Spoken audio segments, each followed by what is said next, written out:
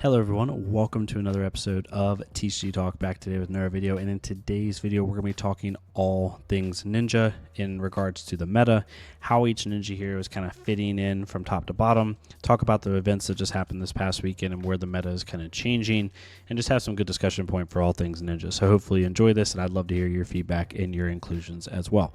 If you're new to the channel, welcome. Thank you so much for stopping by. Hopefully you enjoy your stay. If you're a long-staying supporter, as always, thank you so much for watching. If you're new to my channel, definitely, and you watch some of this and you're like, not my style of content, definitely go down and check out the creator worksheet I have below.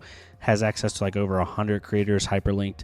Find someone that you enjoy. It's categorized by the type of content they do. I'm always trying to add to it, so definitely use that as a resource. You can also check out the Discord and other stuff. So we'll get right into it. One disclaimer, sorry I haven't made a video in I think it's like 10 days, which for me is like an eternity. It's been super busy. I have my wedding coming up October 3rd with Reagan.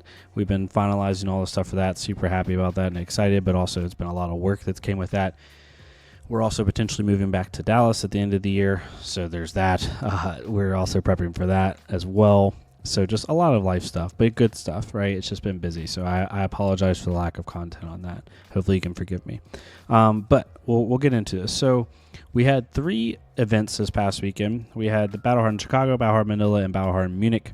I wanted to talk about Ninja specifically because I've just been really interested in the class, obviously, but I've been more interested in getting back into it as a competitive player.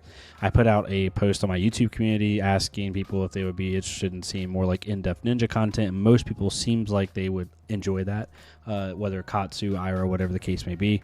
So this is kind of the start of that, just talking more in-depth ninja stuff. So this is the first set of events that we had post-ban and restricted announcement. For anyone that's not aware, red and yellow golden tipple was banned mainly because of gravy. We had Plume of Evergrowth banned mainly because of Verdance. We had Bonds of Agony banned for Assassin, and then we also had the unbanning of Germinate. So this is the first set of events post all of that, and people were really excited to see kind of how the meta shifted. The TLDR of the meta is we've kind of gone back to this pseudo Rosetta meta where like Earth is the top, except we have a little bit more inclusion now from Gravy and Acilio, in my opinion. Like the top so many decks, right, are Syndra, Acilio, a little bit of Dio, Earth decks, and Gravy. So it's like these 5 decks right here, and then Syndra. So like these 6 decks I think are like the top areas, right? I don't think there's truly an S tier deck right now. I think there's like the top 3 decks in a power vacuum, or 4 in my opinion, are probably Verdance and Florian, Gravy, and then Acilio, and then like a half a rung below both of those is like Dio and Syndra. So most of my meta comparison for Ninja is looking at those matchups specifically. Also, a slight disclaimer, I'm going to click off of him just because I'm sorry for any 5 players out there, but 5 is just not very good right now. I am the king at like, I hate when people say don't play this hero because this hero just does it better. Like in this case, don't play Phi because Syndra just does it better. But Phi is just not represented enough right now to get good data from. And I just don't think there's really a reason to play Phi from a competitive perspective other than just enjoying the thematics of the hero and like loving the hero. Trust me, as a Katsu fan, when Phi was best, I played Katsu regardless. So I get it. But I'm not going to talk about Phi a lot in this video because of the lack of representation. So looking at all those that I just described, obviously we have other players in the meta coming up. Fang is doing very well. We saw Victor win one of the Battle Hardens. There was 3 Battle Hardens. One was won by Florian, one by Victor, and one by Fang. We also see other decks kind of rising a little bit, like Kasai is getting better, so on and so forth. And kind of obviously Earth is now risen back up to the top. The best ninja in the format is obviously Syndra. Nothing too crazy to say here. You know, Gravy going down in representation and power does hurt her a little bit in a way, but Assassin losing Bonds of Agony helps her. So, you know, seeing maybe slightly less Assassin, but also slightly less Gravy, it kind of puts her in the same rung of a spot. When it comes to Earth, she's generally favored. I think that percentage line will go closer to 50-50 with every passing week because Earth decks will start putting tech back in to combat her. More disruption pieces, you know, stuff like shelters and is a thing, calming breeze even if you want to, so on and so forth. But the blue line Syndra list really does pretty well into Earth, so I don't see an issue with that. She also is pretty good into Acilio overall, and Dio is kind of like a 50-50 matchup. But on the weekend, she was 14-8 into Acilio, which is very good. She was 8-11 into Dio, 15-10 into Florian, 14-12 into here, and then 9-5. So also, for lack, I'll put it down below. If you've never seen this website, this is Fablazing. I try to point them out when I can. Sorry, you can't see it because it's cut off. But Fablazing is an amazing website. It is the de facto resource now for competitive players to actually understand like tournament data.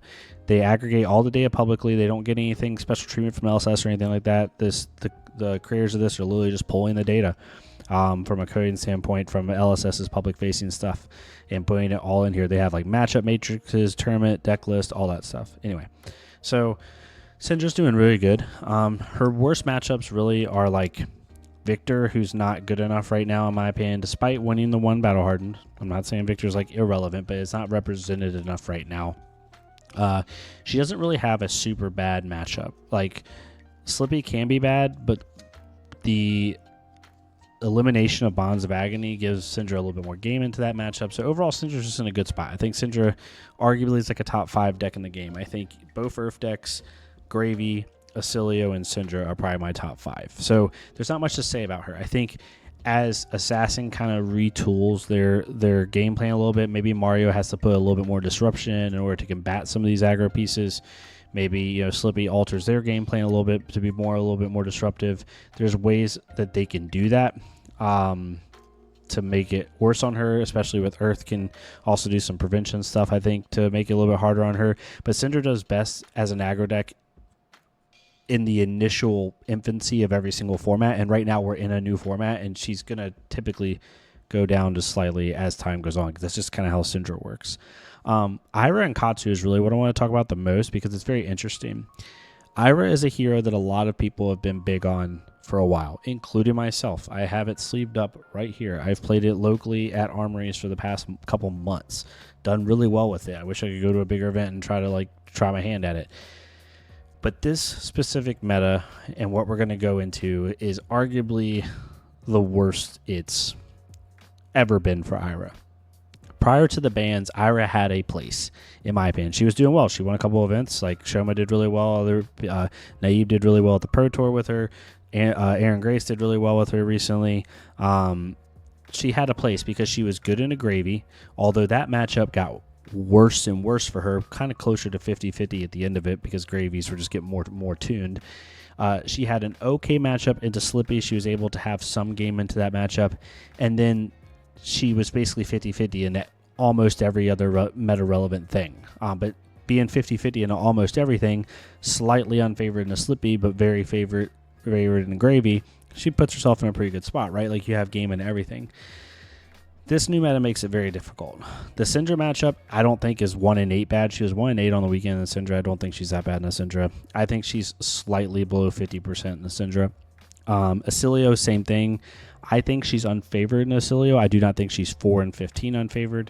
This matchup is so funny because Acilios will say it's bad for them, but then Iris say it's bad for them. Like both sides think the matchup is unfavored for them, which is so funny. But she's good if you have the tech. Like if you have Weakest Link in your list, you have cards like Erase Face, right? You have ways to kind of disrupt the Acilio consistently. It can be very good. She still has a good matchup in the Gravy. I think it's better now that Gravy doesn't have Tipples. Where she struggles majorly in this meta is Earth. It is almost an auto loss if they're playing properly, unless you just see the best cards possible. If Florian is on any type of mid-range game plan, you are in a lot of trouble. Your only hope is like AB2, AB3, tank up. But now that they have Germinate, you're also kind of on a clock, so to speak. So it's very difficult. Verdance, in my opinion, even without Plume, if they are on the combo game plan with Healing Pots, unless you get lucky on like a Weakest Link hit or something, when they have like 2 pots in hand or something, like it's gonna be very difficult to win that matchup. So like you have 2 severely unfavored matchups in Earth. Acilio, in my opinion, is unfavored. Syndra is slightly unfavored, and then you have Dio, which in my opinion is like a straight 50-50, and then Gravy's favorites. Like in the top 6 decks of the format, so to speak, you're heavily unfavored in the 2 of them. You are unfavored to slightly unfavored into 2 more of them, and then you're 50-50 into 1, favored into 1. That's not a good place to be. All that combined with the fact that she's very bad in the Fang, Typically, she's very bad in the decks like Kasai, which are getting more and more popular. She's not good in decks like Gravy unless she gets lucky with some of her clashes. She really doesn't have any part of the meta that she's attacking other than Gravy, and with the bans, that might not be enough anymore. So I am on the lowest I've ever been on Ira. I think her place in the meta is just really bad right now. Tarek Patel said it best on the most recent Arsenal Pass podcast. Definitely go check that out. He was saying how last year Fab, really since Miss Veil, pure numbers just doesn't work anymore. It worked back in like heavy hitters time frame, but now your deck needs to be doing something inherently powerful at any given point. Like every deck has like one to 2 to 3 times a game where they do something really powerful. Ira doesn't have that right now. Unless your dual threat turns just line up tremendously, Ira doesn't really have that. So pure numbers just don't work anymore. And so that just puts her in a really bad spot. The one deck I actually want to talk about was Katsu. Katsu actually, I think, is in a technically better spot than Ira. So if we look at the same 6 matchup spreads that we care the most about, in my opinion, which is Syndra, Acilio, Dash.io, the 2 Earth decks, and Gravy. Those are the 6 decks. And then Fang's kind of like your honorable mention. I think Fang just requires a very good pilot. Maybe Fang will be more relevant as time goes on. Into Syndra, I'd rather be on Katsu. Katsu is favored in a Syndra. Katsu is not 1 and 2 in a Syndra. I think this probably was just 3 matchups that kind of went 50-50 and didn't go the Katsu's way. I think in an even drawn game, typically Katsu is favored. Then you look at Acilio. Definitely would rather be on Katsu. Katsu is favored into Acilio, whereas Ira is not. So there's 2 matchups right there that are very meta relevant, where Katsu, in my opinion, is favored. Ira is not. Dio, it's about the same. I think Katsu might have a few points, but really it's about the same, in my opinion. It's just 2 different ways to attack the hero. Into Earth, they're both equally bad. I think Katsu has a little bit more game into Verdance because Katsu can push through. Verdance can't play combo into Katsu, in my opinion.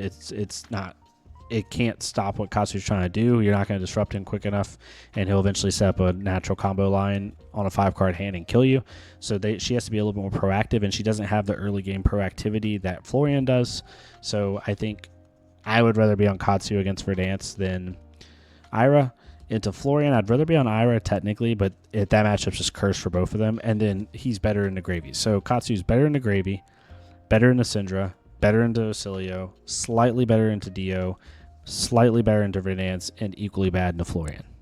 And the win percentage show it. Like, yes, it's half the matches that Ira played, but I still think it's better. And Fang also, I think, is slightly better as well. So I think overall, Katsu's in a better spot. I think if you take Katsu to a big event, you can say, okay, I'm trying to attack aggro decks that don't want to block. I'm going to prey on Gravy, and I'm going to do my best against Earth. Right? Like, you actually can attack like 2 parts of the triangle in the meta. Now, Assassin's a little bit worse than it is, obviously, for Ira, but I don't think it's a whole lot worse. I think Katsu actually has a lot of game into him now without Bonds of Agony, but that's just my opinion. So on and so forth. So that's kind of where I see the ninja heroes overall. I think it's tough sledding for anyone that's not Syndra. I think Syndra definitely has the best matchup spread, but I also think that Katsu has some game if you're willing to kind of just like not concede to Earth, but like not tech for Earth. I think that's pretty useful. But let me know what your thoughts are, specifically with Ninja and the meta as a whole.